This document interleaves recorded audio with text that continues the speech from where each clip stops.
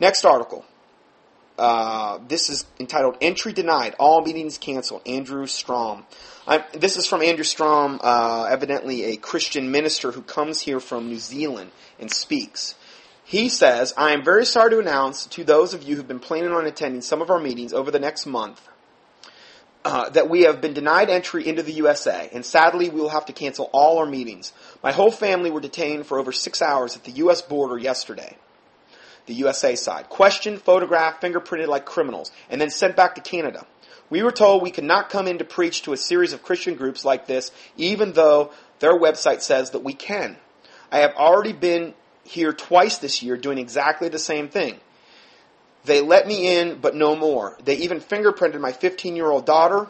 None of us, except our 9 and 11-year-olds, can even set foot in the USA again without going through the U.S. consulate and getting special permission. We literally are now in the criminal class according to U.S. immigration. But see, the illegal aliens can pour over the borders. That's okay. We're going to grant them amnesty. We're going to give them driver's licenses and jobs and give them all kind of governmental support.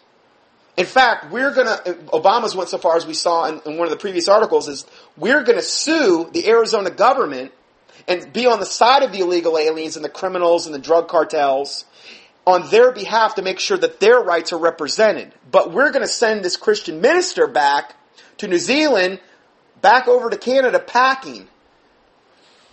I mean, makes sense, right? I mean, it seems fair.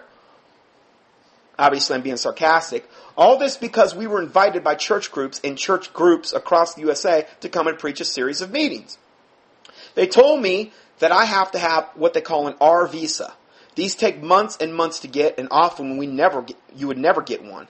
This is not what their website says, though. I'm assuming the website dealing with entry into this country for America, I believe is what he's in reference to. New Zealand is a visa waiver country, and conference speakers are specifically allowed into the U.S. under those rules. I asked them, how can a foreign preacher who is invited by a Christian group to the USA ever get in to preach then?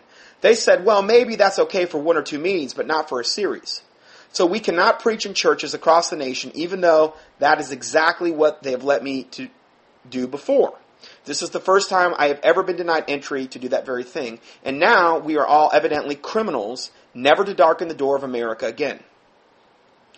It reminded me of this verse, Jeremiah 7:28. It says, but thou shalt say unto them, this is a nation that obeyeth not the voice of the Lord their God, nor receiveth correction. Truth is perished and is cut off from their mouth. I really believe those days are coming probably pretty soon.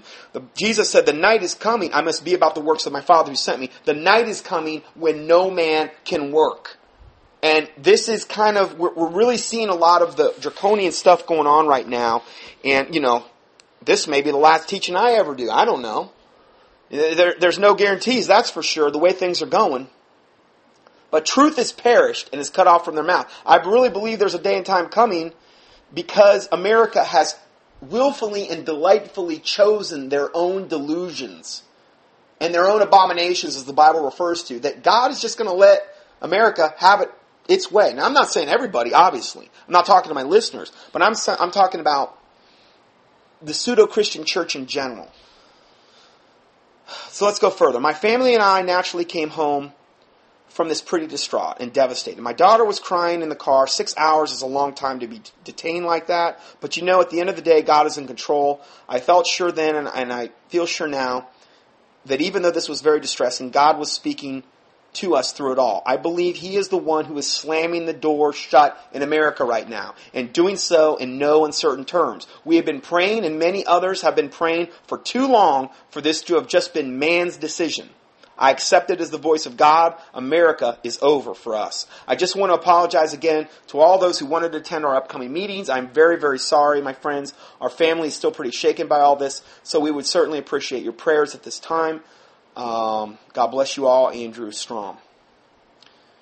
So, I just got that this week. Is one thing after another after another.